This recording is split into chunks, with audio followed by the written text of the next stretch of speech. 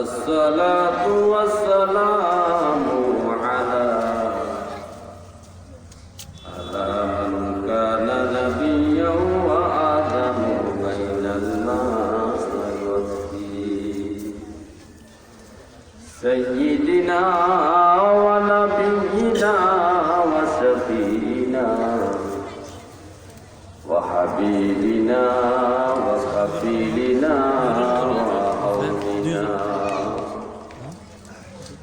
ومعيننا ومجيسنا محمد رسول الله صلى الله عليه وسلم.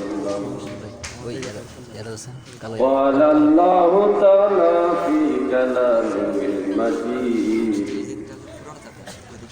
والفرقان الحميد قل لا أسألكم عليه أجرا إلا المودة في القربى صدق الله مولانا العظيم وصدق رسوله النبي الكريم الآمين. قال النبي صلى الله عليه وسلم من أحب سنتي فقد أحبني ومن أحبني كان معي الجنة إن الله وملائكته يصلون على النبي يا أيها الذين آمنوا صلوا عليه وسلموا تسليما صلاة يا رسول الله سلام يا حبيب الله عليكم صلاة يا رسول الله عليكم سلام يا মনে আশা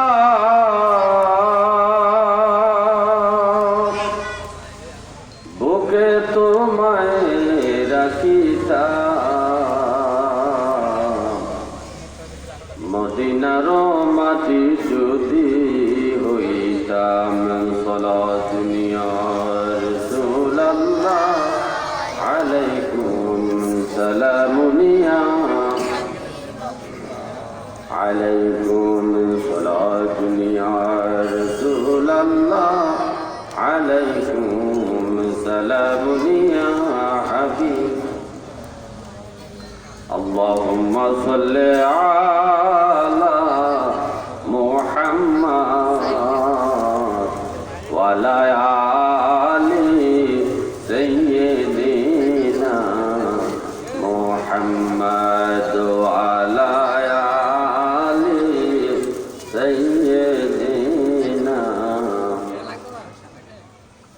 গুনার বোঝা মাথায় লইয়া কান্দেছি ক্ষমা ভিক্ষা দাও গো দয়াল মাওলাজি আল্লাহুম্মা সাল্লি আলা মুহাম্মাদ ওয়া আলা আলি সাইয়্যিদিনা মুহাম্মাদ ওয়া আলা আলি সাইয়্যিদিনা লা ইলাহা ইল্লাল্লাহ লা ইলাহা ইল্লাল্লাহ লা ইলাহা ইল্লাল্লাহ লা ইলাহা ইল্লাল্লাহ লা ইলাহা ইল্লাল্লাহ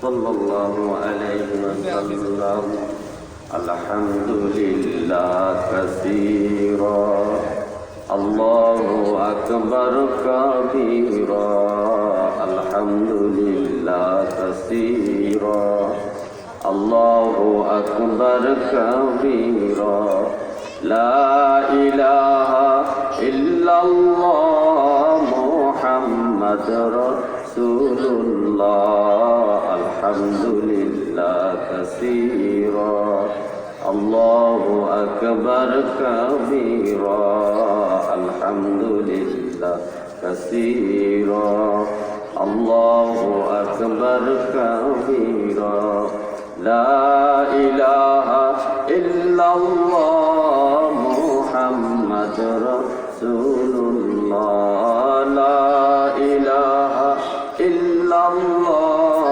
মুহাম্মাদুর রাসূলুল্লাহ দয়ালো আল্লাহর দয়া পেতে অনুসরণ করো নবীজি রোজ হাসরে শাফায়াত করবেন ভালোবাসো নবীকে আলহামদুলিল্লাহ কাসীরা আল্লাহু আকবার কাবীরা লা ইলাহা ইল্লাল্লাহ মুহাম্মাদুর রাসূলুল্লাহ লা ইলাহা ইল্লাল্লাহ মুহাম্মাদুর রাসূলুল্লাহ আলহামদুলিল্লাহ।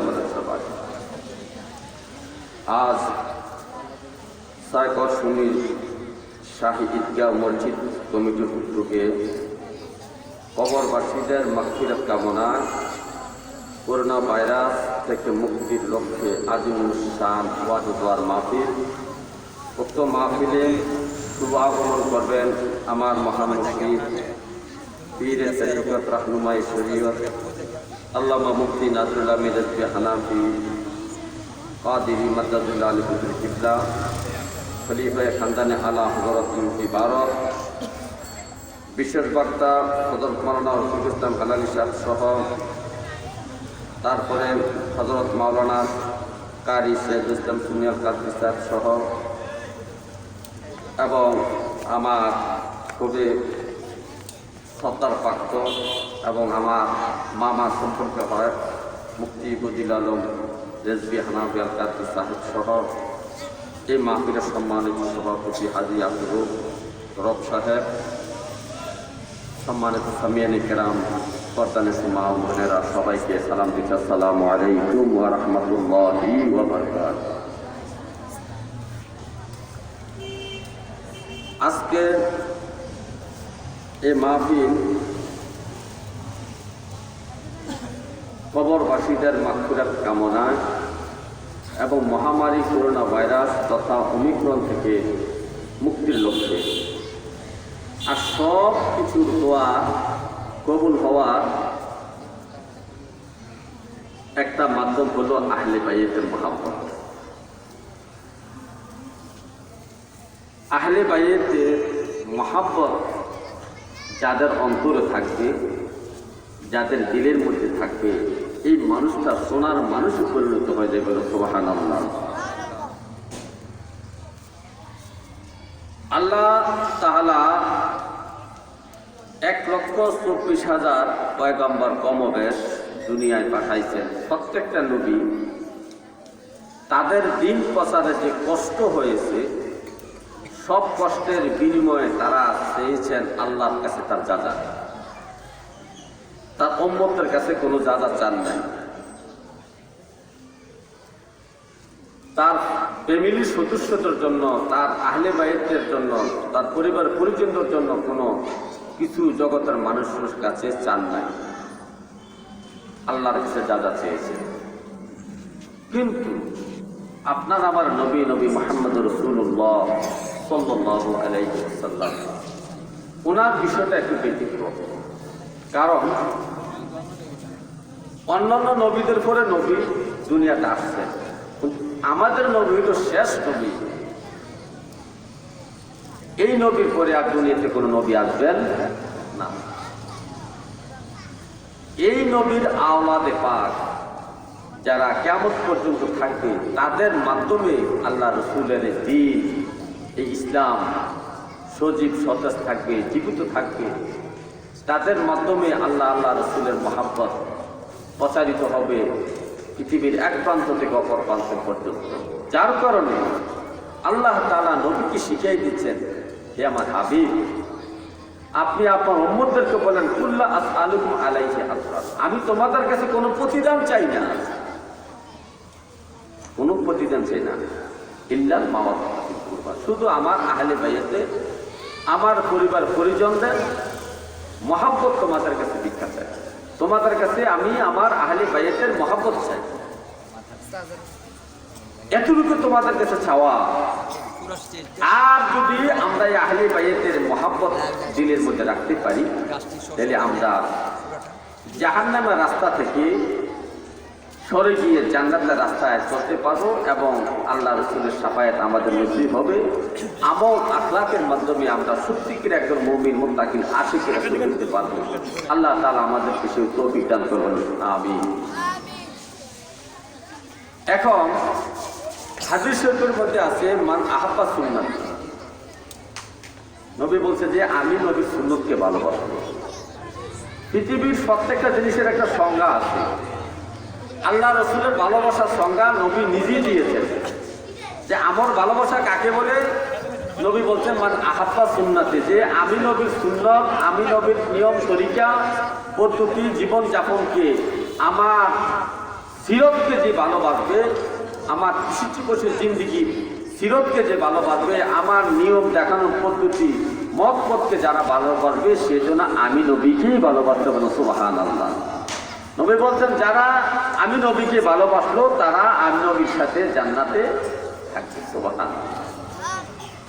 এখন অন্য জায়গায় নবীজি বলেছেন, যদি তোমরা আমি নবীর সুন্নতকে ভালোবাসতে চাও, আমি নবীর ভালোবাসা পেতে চাও, তাহলে আমার আহলে বাইতকে ভালোবাসো। সুবহানাল্লাহ। কেন ভালোবাসো জানেন? আহলে বাইতের অন্যতম সদস্য হলো ইমাম হুসাইন রাদিয়াল্লাহু তাআলা। ইমাম হুসাইন রাদিয়াল্লাহু তাআলা আহলে বাইতের অন্যতম সদস্য। ইমাম হুসাইন দেখেন, কারবালার ময়দানে শহীদ হওয়ার আগ মুহূর্তে বিরুদ্ধবাদী সৈনিকদের কাছে 2 রাকাত নামাজ পড়ার সুযোগ পাই। উনি জানেন একটু পরে উনি শহীদ হয়ে যাবেন, তারপরও উনি নামাজ পড়ার জন্য অনুমতি চাইছেন। তাহলে দেখেন আহলে বাইত নামাজকে কত ভালোবাসতে বলেন তো। যারা আহলে বাইতকে ভালোবাসবে তারা নামাজকে ভালোবাসবে। এই জন্য আহলে বাইতের মহব্বত আমাদের দিলের মধ্যে থাকতে হবে।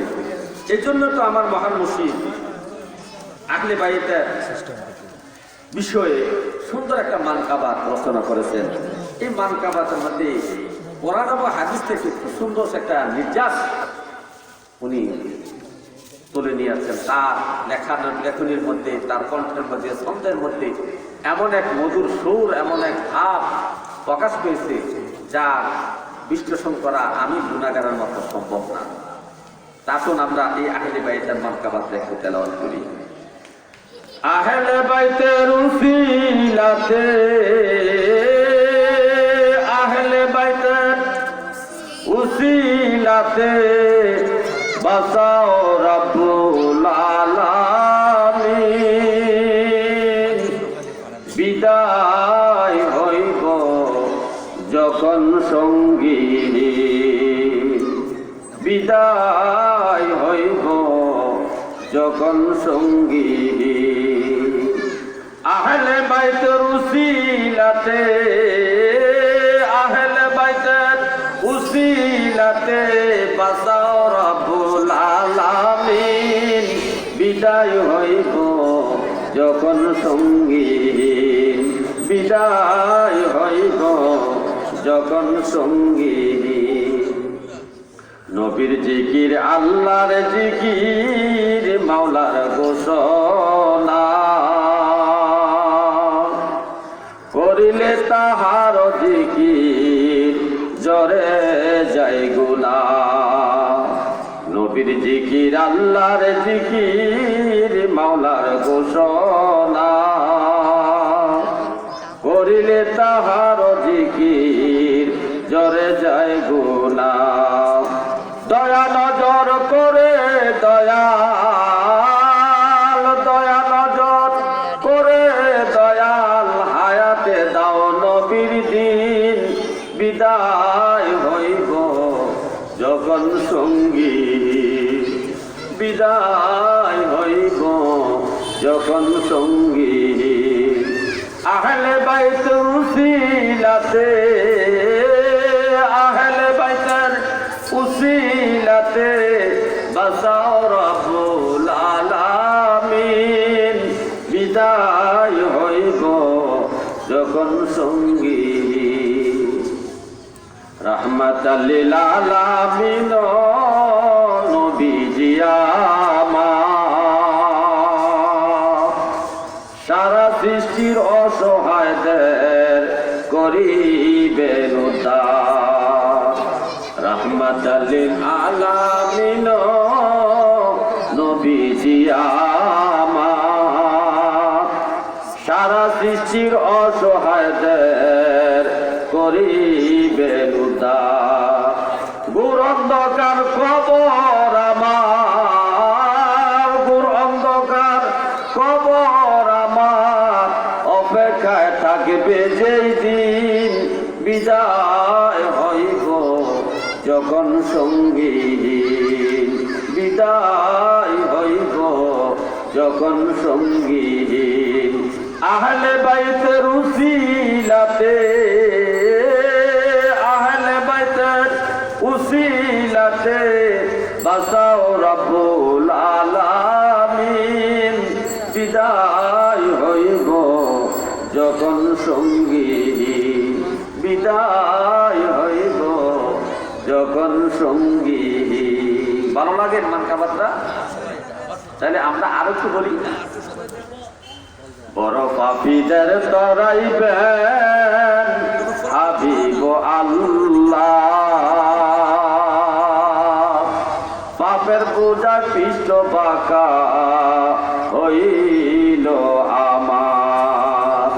বড় পাপীদের তরাইবেন হাবিব আল্লাহ, পাপের বোঝা পৃষ্ঠ বাঁকা হইল আমার। ভিখারিকে দিও ভিক্ষা, ভিখারিকে দিও ভিক্ষা, যবে হিসাব হবে কঠিন বিদায় হইব যখন সঙ্গীন। আহলে বাইতের উসিলাতে, আহলে বাইতের উসিলাতে বাঁচাও রব্বুল আলামিন, বিদায় হইব যখন সঙ্গী। আহলে বাইতের নৌকায় যে জন হইবে সওয়ার, কবর হাসরের বিপদ পাইবে নাইয়া। আহলে বাইতের নৌকায় যে জন হইবে সওয়ার, কবর হাসরের বিপদ পাইবে নাইয়া। স্বয়ং আল্লাহ করবেন দয়া, স্বয়ং আল্লাহ করবেন দয়া, নবীজি হবে জামিন, বিদায় হইব যখন সঙ্গী, বিদায় হইব যখন সঙ্গী। আহলে বাইতের উসিলাতে, আহলে বাইতের উসিলাতে বাঁচাও রব্বুল আলামিন, বিদায় হইব যখন সঙ্গী, বিদায় হইব যখন সঙ্গী। নজরে নাজির কাছে তোমার দয়ার আশা, দুঃখ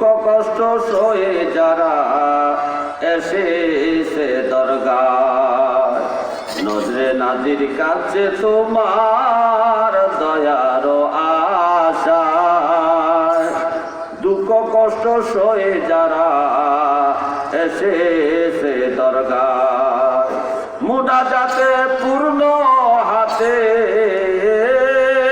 মুনাজাতে পূর্ণ হাতে উঠাও রব্বুল আলামিন বিদায় হইব যখন সঙ্গী বিদায় হইব যখন সঙ্গী সবাই বলে মারহাবা।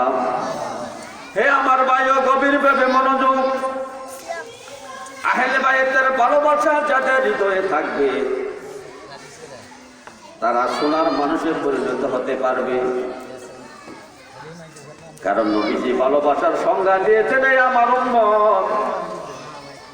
আমার ভালোবাসা কি তোমরা শোনো, মান আহাব্বা সুন্নতি, যারা আমি নবীর নিয়ম পদ্ধতি, আমি নবীর সুন্নতের আমলগুলা, আমি নবীর দেখানো মত পথকে যারা ভালোবাসবে,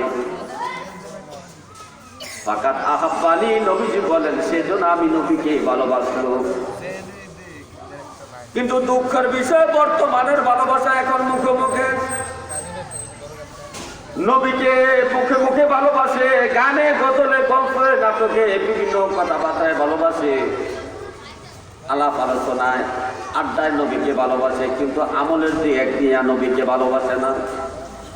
নবীজি বলছেন আমার ভালোবাসা হলো আমলের দিক দিয়া।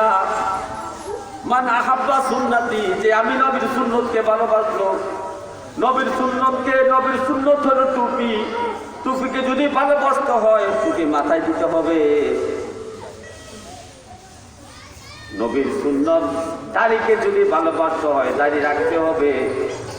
আপনি টুপি মাথায় দিলেন না বলে আমি টুপিকে ভালোবাসি, দাড়ি রাখলেন না বলেন আমি দাড়িকে ভালোবাসি, এটা হয় না। এই ভালোবাসা আপনার দাবি কখনো সঠিক হবে না। আপনি যদি নবীর সুন্নতকে ভালোবাসেন টুপি মাথায় দিতে হবে, নবীর দাড়ি সুন্নতকে যদি আপনি ভালোবাসেন দাড়ি রাখতে হবে। টুপি মাথায় এবং দাড়ি রাখার পরে আপনার মধ্যে নবীর ভালোবাসার চিহ্ন প্রকাশ পাবে।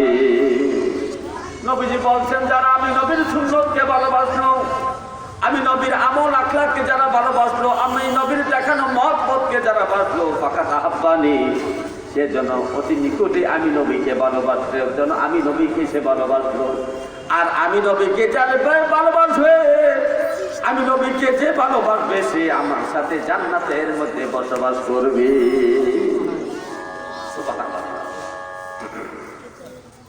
এবার অন্য জায়গায় নবী আবার নবীজির ভালোবাসা, নবীর সুন্নতের আমল, নবীর সুন্নতের ভালোবাসা, নবীর সুন্নতের আমল শিকার জন্য নবী একটা শর্ত লাগাই দিয়েছেন অন্য হাদিসের মধ্যে। যদি আমি নবীর সুন্নতকে তোমরা ভালোবাসতে চাও, আমি নবীর দেখানো মহব্বতকে যদি তোমরা ভালোবাসতে চাও, তাহলে আমার আহলে বাইতকে ভালোবাসো, আমার আহলে বাইতের অনুকরণ করো। আমার আহলে বাইত আমার তরিকা যারা জীবনে একটি কর্ম করবে না, আমার আহলে বাইত আমার অনুসরণ যারা ভিন্ন কোনো পথে যাবে না।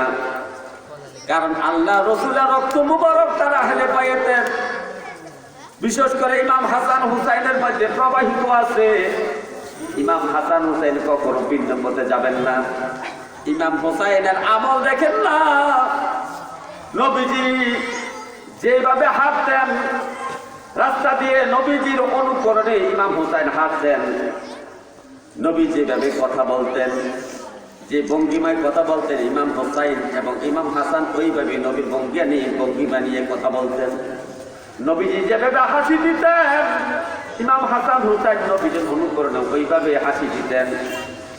নবীজি যে জায়গায় ইস্তেঞ্জা করেছেন, যে জায়গায় বিশ্রাম নিয়েছেন সফরের অবস্থায়, ইমাম হুসাইন যদি ওই রাস্তা দিয়া যাইতেন, নবীজি যেই গাছের নিচে যে জায়গায় বিশ্রাম নিয়েছেন, ইমাম হুসাইন ওই জায়গায় উঠ থেকে নামিয়া, গোড়া থেকে নামিয়া ওই জায়গায় একটু হলে বসিয়া নবীর সুন্নতের অনুসরণ করতে।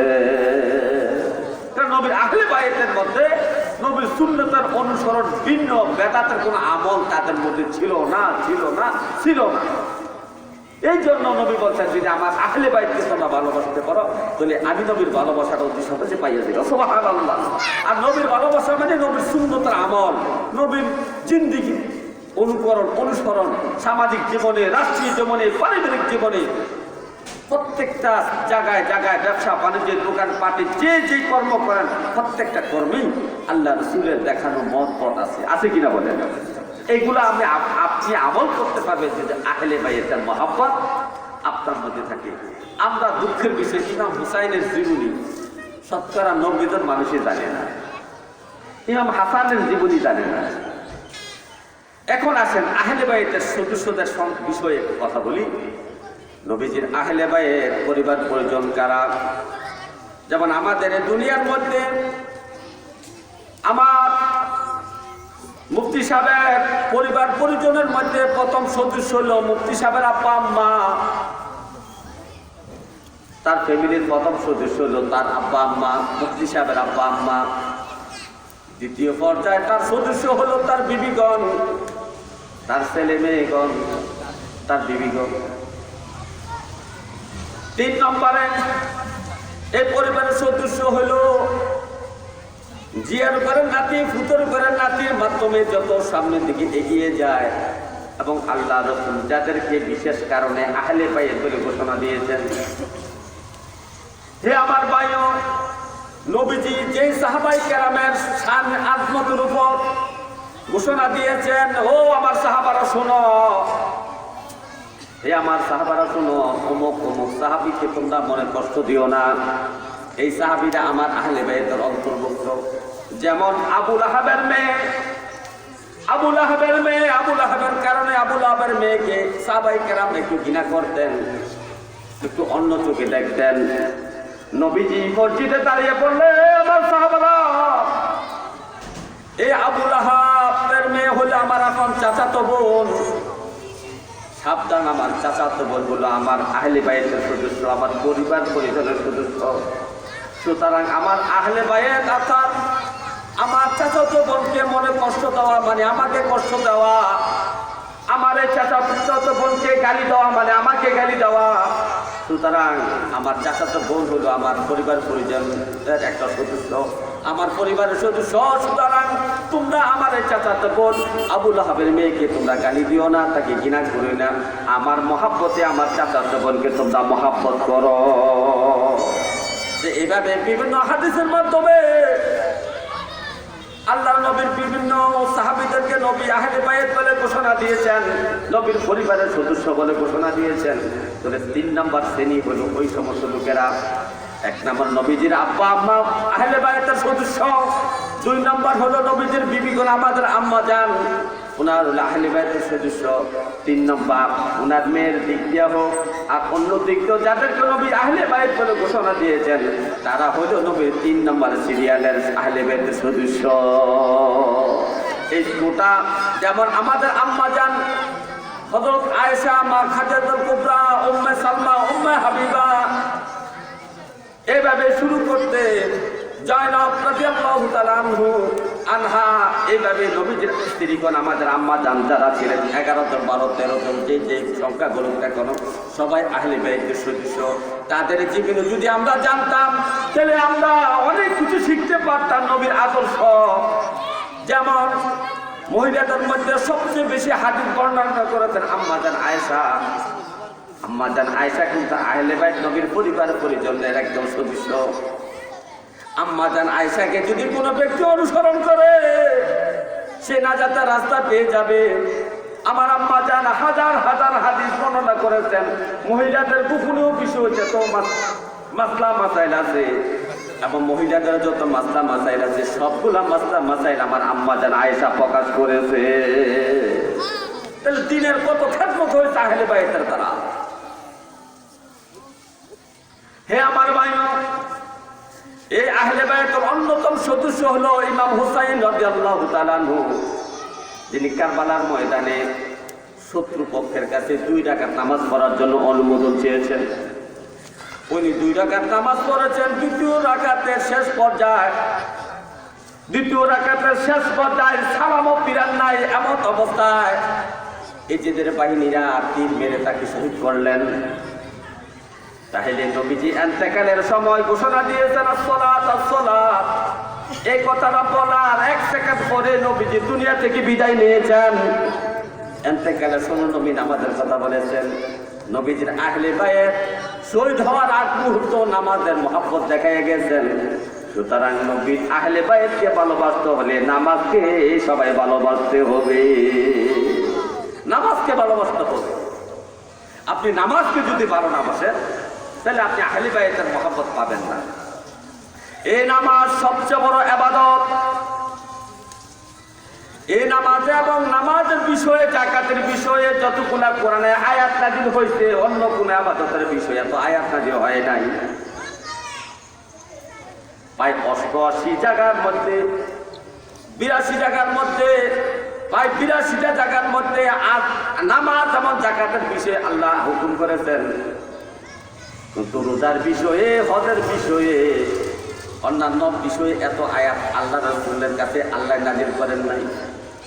আমার নবীজি এই নামাজের বিষয়ে, জাকাতের বিষয়ে যতগুলা হাদিস বর্ণনা করেছেন, নামাজের বিষয়ে যতগুলা হাদিস সিয়াসত থেকে শুরু করে অন্যান্য হাদিসের কিতাবে যতগুলা হাদিস আছে নামাজের বিষয়ে, রোজার বিষয়ে এত হাদিস নেই, হজের বিষয়ে এত হাদিস নেই, দাড়ির বিষয়ে এত হাদিস নেই।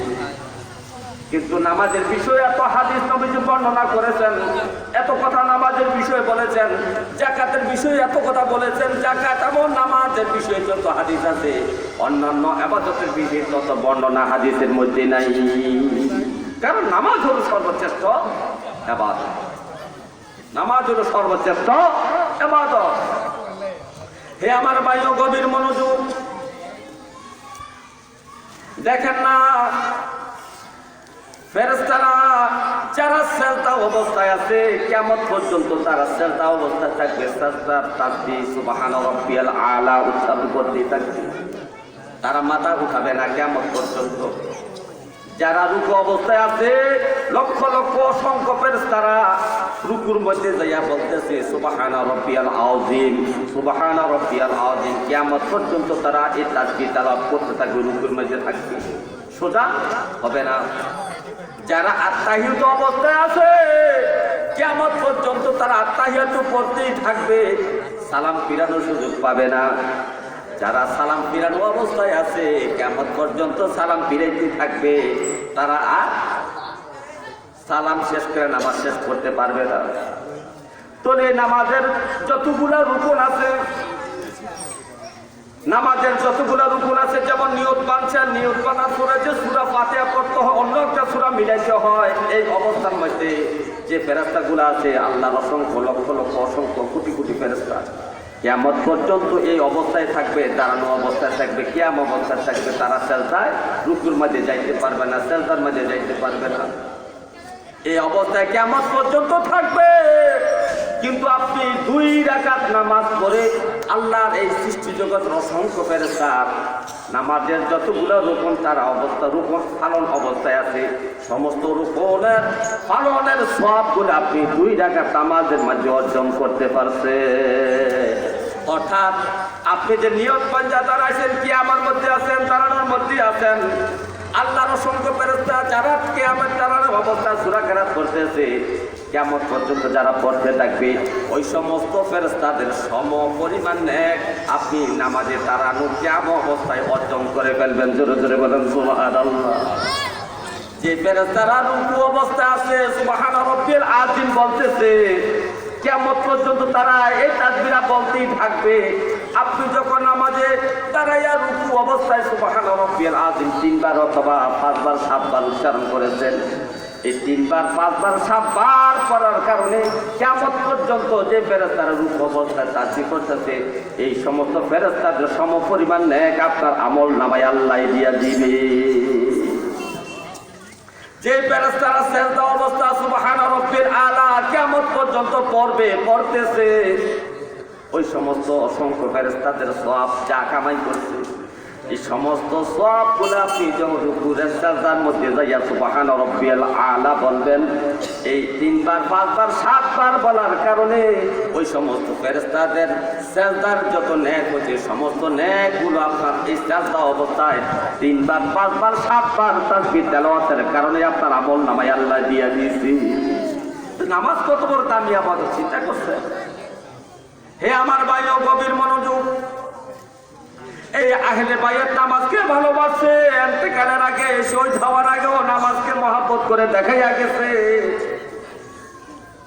শুধু তাই নয়, নবী যখন দুনিয়াতে আগমন করেছেন, আম্মা জান আমেনা বলতেছে, ও জগতের মানুষ শোনো, ও জগতের মানুষ শোনো রে, আমার সন্তান মুহাম্মদ যখন দুনিয়াতে আগমন করলেন, আমি দেখতে পেলাম মুহাম্মদ সাজদায় পড়িয়া শুধু ইয়া উম্মতি উম্মতি বলিয়া কাঁদতেছে। জোরে জোরে বলুন সুবহানাল্লাহ। আল্লাহকে সাজদা করে উম্মতের জন্য কাঁদে। নবীজি দুনিয়া আসিয়াই উম্মতকে সাজদা শিখাইছে, উম্মত আমি এই সাজদাকে প্রতিষ্ঠা করার জন্য দুনিয়া আসছি। কারণ এই দুনিয়ার মানুষগুলা আল্লাহকে সাজদা বাদ দিয়া মূর্তির পূজা করতেছে, মূর্তিকে সাজদা করতেছে, গাছের পূজা করতেছে, মাছের পূজা করে, সাগরের পূজা করে, নদীর পূজা করে, গাছের পূজা করে। এই সমস্ত যত দুনিয়াবী জিনিসের পূজা করতেছে, এই সমস্ত পূজা বন্ধ করিয়া, তাদের এই সাজদাগুলা বন্ধ করিয়া একমাত্র আমি আল্লাহর সাজদা প্রতিষ্ঠা করার জন্য দুনিয়া আসছি। উম্মতের এই নামাজ প্রতিষ্ঠার জন্য, এই সাজদা প্রতিষ্ঠার জন্য আমি দুনিয়া আসছি। এই জন্য নবীজি দুনিয়াতে আগমন করিয়া সাজদা দিয়া এটাই বুঝাইয়া দিয়েছে। জোরে জোরে বলেন সুবহানাল্লাহ। এই যে আমার ভাই আপনারা শোনেন, নামাজ কিন্তু 1 রাকাত নাই, নামাজ কিন্তু 5 রাকাত নাই, নামাজ 2 রাকাত 3 রাকাত 4 রাকাত। এর কারণ কি বলেন? ওলামায়ে কেরামে কিতাবে উল্লেখ করেছেন। কারণ হইল আল্লাহ কোরআনে বলতেছে, আল্লাহ পাকের ফেরেশতারা 2 পাখাওয়ালা, 3 পাখাওয়ালা, 4 পাখাওয়ালা, 4 ডানাওয়ালা ফেরেশতা আছে।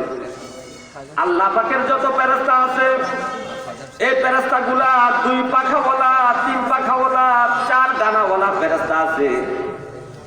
আপনি যদি 2 রাকাত নামাজ পড়েন, এই 2 ডানাওয়ালা ফেরেশতারা যত তাসবিহ তাহলিল জিকির আজকার রুকু সাজদা যা কিছু করবে না কেন, সমস্ত কিছুর নেকগুলা ওই 2 ডানাওয়ালা ফেরেশতার ইবাদতগুলা আপনার 2 রাকাত নামাজ পড়ার কারণে আপনার আমল নামায় আল্লাহ দিয়া দিবে।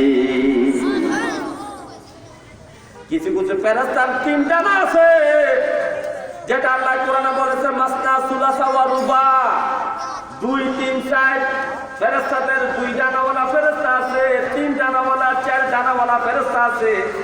আপনি যখন 3 রাকাত নামাজ পড়বেন, নামাজের জন্য দাঁড়াবেন, নামাজ পড়বেন, এই 3 ডানাওয়ালা আল্লাহর সৃষ্টি জগতের যত ফেরেশতা আছে, তাদের যত আমল আখলাক আছে, নামাজ তাদের যত ইবাদত আছে, তাসবিহ তাহলিলের যত সওয়াব আছে, সমস্ত সবগুলা আপনি 3 রাকাত নামাজ পড়ার কারণে আপনার আমল নামায় ওই ফেরেশতার সওয়াবগুলা আল্লাহ দিয়া দিবে।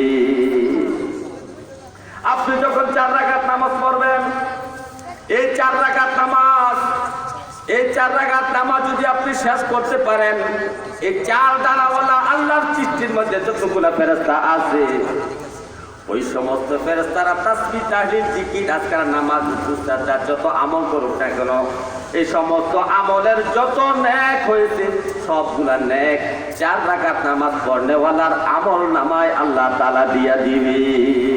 সুবহানাল্লাহ। হে আমার ভাইও, নামাজ 5 ওয়াক্ত নামাজ আল্লাহ রাসূল মেরাজে যাওয়ার পরে নামাজ ফরজ হয়েছে। এই মেরাজের পরে আল্লাহ রাসূল প্রায় 11 বছর 6 মাসের মতো কমবে দুনিয়াতে জীবিত ছিলেন, হায়াতে জিন্দেগিতে ছিলেন। নবীজি এই 11 বছর এর মধ্যে নবীজি 5 ওয়াক্ত নামাজ মিলাইয়া নবীজি প্রায় 20,000 নামাজ, 20,000 ওয়াক্ত নামাজ আদায় করেছেন। জোরে জোরে বলেন সুবহানাল্লাহ। নবীজি কত ওয়াক্ত নামাজ পড়েছেন? প্রায় 20,000-এর উপরে নবীজি নামাজ পড়েছেন এই 11 বছর জিন্দেগিতে। হে আমার ভাইও, নবীজির জিন্দেগিতে নবীজি 500 জুমার নামাজ পেয়েছেন। নবীজির জিন্দেগিতে নবী এত বেশি বেশি নামাজের বিষয়ে উল্লেখ করেছেন, বর্ণনা করেছেন সাহাবাই কেরামের সামনে, যে ইবাদতটা এত মর্যাদাশীল, এর বেশি বেশি আলোচনা নবীজি হাদিসের মধ্যে করেছেন, আল্লাহ কোরআনের মধ্যে করেছেন। এই জন্য আমাদেরকে নামাজ পড়তে হবে। আর যারা আহলে বাইতকে ভালোবাসবে, মহব্বত করবে, ওই যে শহীদে কারবালার কথা স্মরণ করবে, তারা অবশ্যই 5 ওয়াক্ত নামাজ জামাতে শহীদ করবে, জামাতে শহীদ করবে।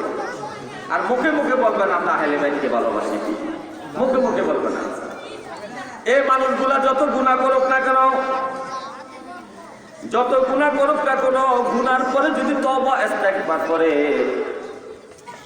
আহলে বাইতের তুসিলা নিয়ে যদি আপনি তওবা ইস্তেগফার করেন, দেন আল্লাহ তাআলা আপনার এই তওবা ইস্তেগফার কবুল করবেন এবং আল্লাহ তাআলা আপনাকে এই তওবা ইস্তেগফার কবুল করে আপনাকে জান্নাতের ফয়সালা করে দিবেন। জোরে জোরে বলেন সুবহানাল্লাহ। আল্লাহুম্মা সাল্লি ওয়া সাল্লিম, আল্লাহুম্মা সাল্লি ওয়া সাল্লিম আলাইহি ওয়া আলিহি মাআহু আজমাইন, আল্লাহুম্মা সাল্লি ওয়া সাল্লিম, আল্লাহুম্মা সাল্লি ওয়া সাল্লিম। কি করিলে বড় বাজারে হিসাব চলছে মন তোমার দেহর গরে, হ্যাঁ মাইক ওই সাইডটা বাজে না, ওটা ঠিক করতে করোনার মন থাকতে সে বাজারের দিন, আল্লাহুম্মা সাল্লি ওয়া সাল্লিম, আল্লাহুম্মা সাল্লি ওয়া সাল্লিম আলাইহি ওয়া আলিহি মাআহু আজমাইন, আল্লাহুম্মা সাল্লি ওয়া সাল্লিম, আল্লাহুম্মা সাল্লি ওয়া সাল্লিম। বেলা যখন শেষ হইবে বিদায় করি সামনে আসবে, কেমন তোমায় ধরে রাখবে, কেমন তোমায় ধরে রাখবে, একাকি যাবে সেদিন, আল্লাহুম্মা সাল্লি ওয়া সাল্লিম, আল্লাহুম্মা সাল্লি ওয়া সাল্লিম। সবাই বলেন মারহাবা। হে আমার ভাই ও কবির বন্ধু, আমরা যদি আল্লাহ তাআলার কাছে ক্ষমা পেতে চাই, মাফ পেতে চাই, আমাদের গুনাহগুলো যদি মাফের আওতা নিয়ে আসতে চাই, তাহলে আমাদের আহলে বাইতকে ভালোবাসতে হবে।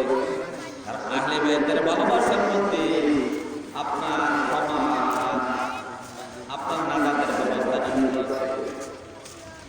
আপনি যতটুকু গুনাহ করেছেন, প্রতিদিন যদি আপনি তওবা ইস্তেগফার করেন, তওবা ইস্তেগফারের মাধ্যমে আপনার গুনাহ কর্ম থেকে আপনার মন ফিরিয়ে যাবে, গুনার কর্ম আপনাকে করতে আপনি চাইবে না। এই জন্য আমার মহান মুর্শিদ বলে, হে আমার মুরিদ সন্তানেরা শোনো, আমার আল্লাহ কত বড় মেহেরবান, আমার আল্লাহ কত বড় মেহেরবান তোমরা শোনো। আমার আল্লাহর কাছে বান্দা যত বারবার গুনাহ করবে, কোনো তওবা ইস্তেগফারের মাধ্যমে আল্লাহর কাছে ক্ষমা চায়। আহলে বাইতের মহব্বতে আমার আল্লাহ ওই সমস্ত বান্দাদেরকে ক্ষমা করে দেয়। আমার দয়াল কত মেহেরবান। এই মাত্রাও, এই নামটাও, এই নজরটাও আমার মহান মুর্শিদ দিয়েছে। আমরা কি করি আসলে, আমার দয়াল কত মেহেরবান, দুহাত তুলে ক্ষমা চাইলে দেয় বান্দাকে পরিত্রাণ, আমার দয়াল কত মেহেরবান, আমার দয়াল কত মেহেরবান। যে জন পাবেন অতল নদীতে ডাকেন মাওলা নিরাশ না হতে,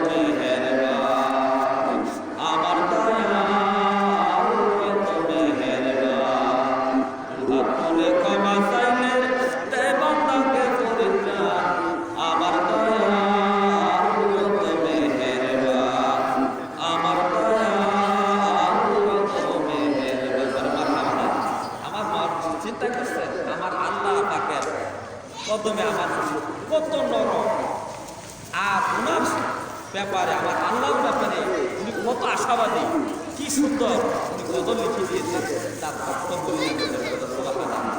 হে আমার ভাইও, আমরা যদি নামাজ পড়ি এমন তওবা ইস্তেগফার বেশি বেশি করি, আর আহলে বাইতের সিরা নিয়ে যদি আমরা যেতে পারি, তাহলে আল্লাহ তাআলা আমাদেরকে ক্ষমা করে দিবেন, আর গুনাহ কাজ করতে দিবেন না, করতে দিবেন না। হে আমার ভাইও, কবি বন্ধু, আপনি ইচ্ছা করলে নামাজি হইতে পারবেন না, আল্লাহ দয়া লাগবে। আল্লাহ পাক যাকে দয়া করে, যাকে মায়া করে, যাকে ভালোবাসে, তাকে আবাদ করে শুনবেন। শয়তান যাদেরকে ভালোবাসে তাদেরকে আপনার থেকে দূরে রাখেন। আপনি ইচ্ছা করলে নামাজি হইতে পারবেন না, আল্লাহর কাছে কাঁদতে হবে, আল্লাহ আপনি আমাকে নামাজি বানায় দেন, মসজিদ থেকে নামাজ থেকে আমার দূরে রেখেছেন। আর আপনি এই কারণ নামাজের জন্য আল্লাহর কাছে কাঁদছে, তার পরিবার পরিজন নামাজি হওয়ার জন্য আল্লাহর কাছে কাঁদছে। ইব্রাহিম নবী আল্লাহর কাছে দোয়া করতেন, রব্বি জাআলনি মুকিমান ওয়া মিন যুররিয়াতি রব্বানা তাকাব্বাল রব্বানা ইগফির লি ওয়া লিওয়ালিদাইয়া ওয়া লিল মুমিনিনা ইয়াওমা ইয়াকুমুল হিসাব। ইব্রাহিম নবী নামাজি পরিবার নামাজি হওয়ার জন্য তার আহলে বাইত সাথে তার সন্তানদেরকে নেককার বানানোর জন্য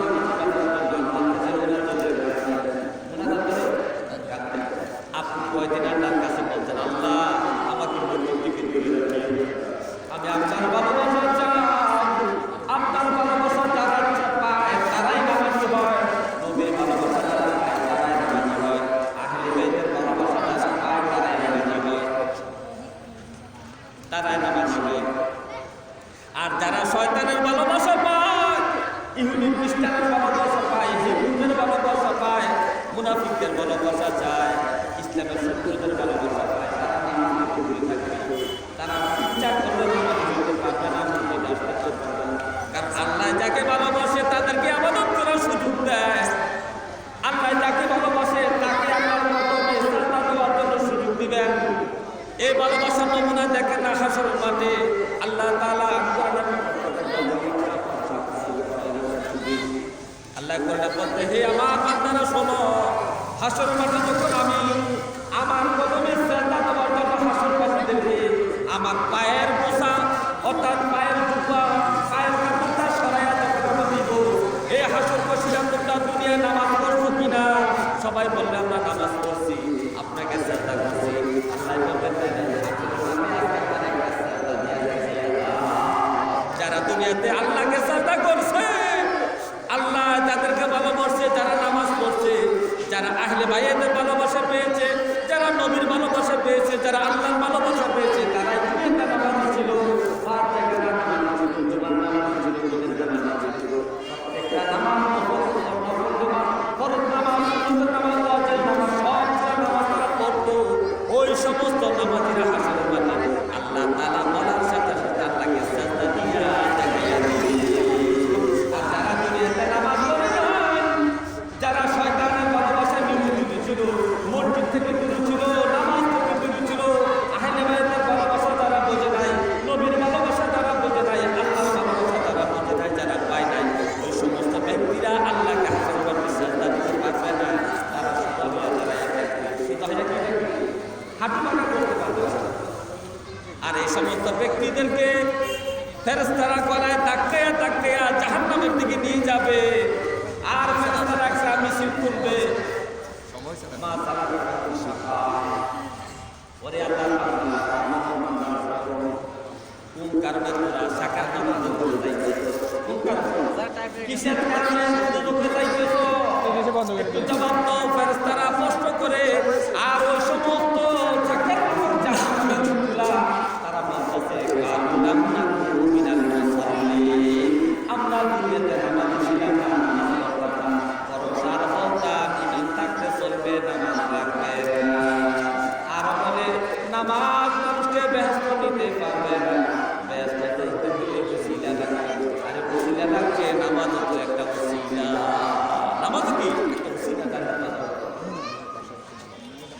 তাহলে ইমান ইমান আছে বলে তো হবে না, ইমানের প্রকাশটা নামাজ।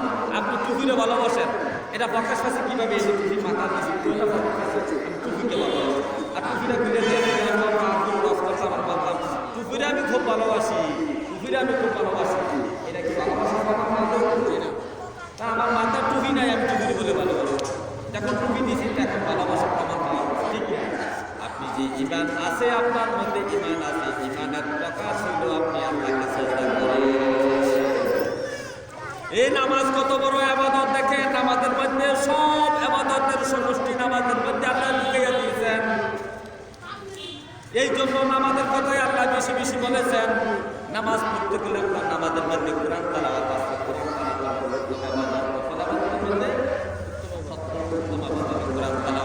কারণ নামাজ পড়তে গেলে সূরার বাদে আবার অন্যান্য সূরা লাগবে। নামাজের মধ্যে দুরূদ শরীফ পড়া লাগবে। নামাজের মধ্যে দুরূদ শরীফ আছে, আত্তাহিয়াতুর করে দুরূদ শরীফ পড়তে হয়, দুরূদ শরীফ পড়া যাবে না। আবার নামাজের মধ্যে তওবা ইস্তেগফার আছে। ওই যে আপনি কয় নামাজের মধ্যে তওবা ইস্তেগফার আছে, নামাজের মধ্যে দুরূদ শরীফ আছে, নামাজের মধ্যে কোরআন তেলাওয়াত আছে, নামাজের মধ্যে তাসবিহ তাহলিল আছে। ওই যে আল্লাহ বলতেছেন, হে আমার বান্দারা শোনো, এই সাত আসমান সাত জমিনের মধ্যে এমন একটা সৃষ্টি নাই, এমন একটা বস্তু নাই যে বস্তুটা আমি আল্লাহর জিকির করে না, আমি আল্লাহর তাসবিহ করে না, আমি আল্লাহর তাহলিল করে না। তাসবিহ তাহলিল আল্লাহর সৃষ্টি জগতের প্রত্যেকটা জিনিস করে। তাহলে আপনি যদি নামাজ পড়েন, নামাজের মধ্যে তাসবিহ আছে সুবহানা রাব্বিয়াল আলা, নামাজের মধ্যে তাসবিহ আছে সুবহানা রাব্বিয়াল আযীম। তাহলে নামাজের মধ্যে তাসবিহ আছে, নামাজের মধ্যে দুরূদ শরীফ আছে, নামাজের মধ্যে তওবা ইস্তেগফার আছে, নামাজের মধ্যে কোরআন তেলাওয়াত আছে, নামাজের মধ্যে আল্লাহর জিকির আছে। কি আছে? নামাজের মধ্যে আল্লাহু আকবার, আল্লাহু আকবার, আল্লাহর নাম বলে আমরা মেসেজের তাকবীর এরকম একটা জিকির। অর্থাৎ এভাবে এমন কোনো ইবাদত নাই, প্রায়গুলো ইবাদত নামাজের মধ্যে আল্লাহর নবী ঢুকে দিয়েছেন। এই কারণে নবী বলেছেন সালাতু মিফতাহুল জান্নাহ, নামাজ। সুতরাং আপনাকে আমাকে করতে হবে, নামাজ পড়তে হবে। ইমান যত আমরা ইমানদার, আমরা কি আমরা তো বেমান আছি, কিন্তু আমরা কেউ ইমান না, আমরা আল্লাহ রাসূলকে এবং যতগুলো ইমানের শাখা প্রশাখা সবগুলা মনে প্রাণে আমরা বিশ্বাস করি। আর এই বিশ্বাসটা আমাদের কাজের মাধ্যমে আমলের মধ্যে প্রকাশ করে দিতে হবে আমরা ইমানদার। হে আমার ভাইও, হাদিস শরীফের মধ্যে আছে, হে আমার উম্মতেরা, হে আমার সাহাবারা শোনো, তোমরা যদি কোনো মানুষের সাথে মসজিদের একটা মহব্বত দেখো, মসজিদ নির্মাণের সাথে, মসজিদে খরচের সাথে, মসজিদে টাকা পয়সা ব্যয় করার সাথে, হালাল টাকা পয়সা যদি মসজিদে খরচ করে, মসজিদের সাথে তার দিল লেগে থাকে, মসজিদের থেকে বাইর হইতে মন চায় না, কখন মসজিদের ভিতরে যাবে জামাতের সাথে নামাজ পড়ার জন্য। এমন অবস্থা যদি কোনো মানুষের দেখতে পাও, হে আমার উম্মত, হে আমার সাহাবারা, তোমরা এই ব্যক্তির ঈমান আছে বলে তোমরা সাক্ষী দিও। তাহলে মসজিদের সাথে যদি মহব্বত থাকে, মসজিদের জন্য যার দিল কাঁদে, মন কাঁদে, মসজিদের জন্য যার ভালোবাসা মনের মধ্যে সবসময় জাগ্রত থাকে, ওই ব্যক্তির ঈমান আছে বলে যদি নবী সাক্ষী দিতে বলে, যারা নামাজ পড়ে তারা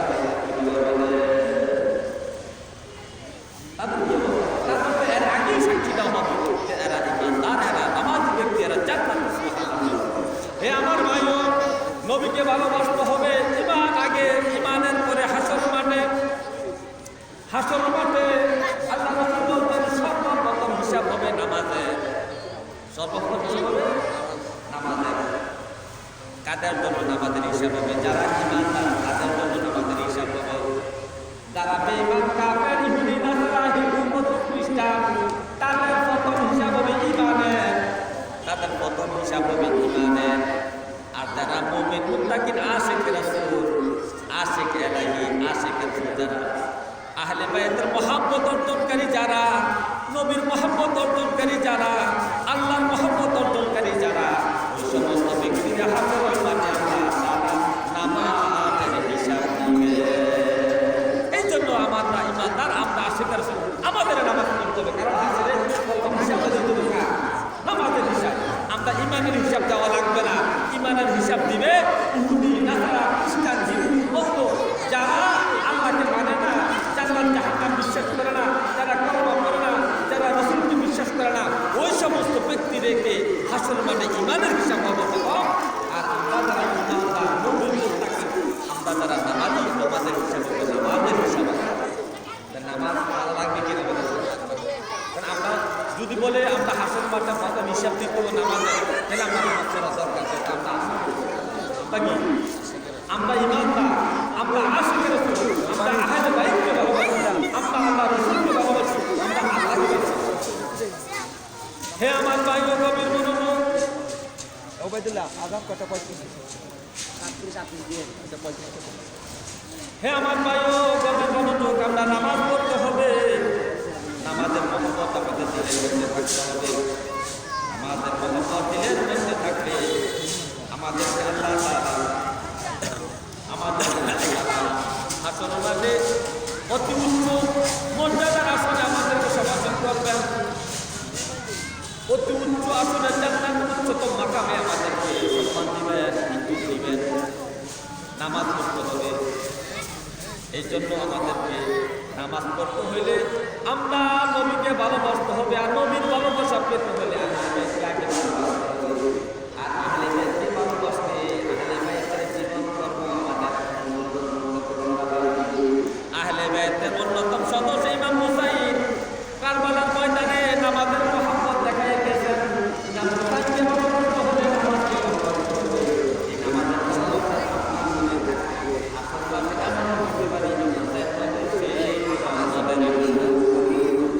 আমার লা ইলাহা ইল্লাল্লাহ মুহাম্মাদুর রাসূলুল্লাহ সাল্লাল্লাহু আলাইহি ওয়াসাল্লাম তাসলিমা লা ইলাহা ইল্লাল্লাহ মুহাম্মাদুর রাসূলুল্লাহ সাল্লাল্লাহু আলাইহি ওয়াসাল্লাম তাসলিমা। নবীর উপর দুরূদ সালাম সবাই মনে আছে যে, সবাই মনে আছে। ফেরেশতাদের কে নিয়ে দুরূদ আজ পড়েন খুদ মাওলা, আজ পড়েন খুদ মাওলা। লা ইলাহা ইল্লাল্লাহ মুহাম্মাদুর রাসূলুল্লাহ সাল্লাল্লাহু আলাইহি ওয়াসাল্লাম তাসলিমা। লা ইলাহা ইল্লাল্লাহ মুহাম্মাদুর রাসূলুল্লাহ সাল্লাল্লাহু আলাইহি ওয়াসাল্লাম তাসলিমা। গুনার বোঝা মাথায় নিয়ে বিনতি করছি মোরা, তুমি যে দুঃখের দরদি, অসহায় ভরসা, অসহায় ভরসা। লা ইলাহা ইল্লাল্লাহ মুহাম্মাদুর রাসূলুল্লাহ সাল্লাল্লাহু আলাইহি ওয়াসাল্লাম কাসীরা। লা ইলাহা ইল্লাল্লাহ মুহাম্মাদুর রাসূলুল্লাহ সাল্লাল্লাহু আলাইহি ওয়াসাল্লাম কাসীরা। সুবহানাল্লাহ। এই গজলটা এই কাসিদাগুলো আমার মুর্শিদ লিখেছেন। আমার মুর্শিদের প্রত্যেকটা লেখার মধ্যে এই কি যেন একটা ছন্দ, কি যে একটা মধুর সুর, কি যেন একটা বাবার্থ আল্লাহ তাআলা মেহেরবানিতে আমার মুর্শিদের লেখা দিয়ে দিয়েছেন। সমাজ আশিকের মুস্তাফা মাগরিবের সময় হয়ে গেছে। এখনই আমরা মসজিদের দিকে চলে যাব। আজান এখনো হয়ে যাবে। আপনারা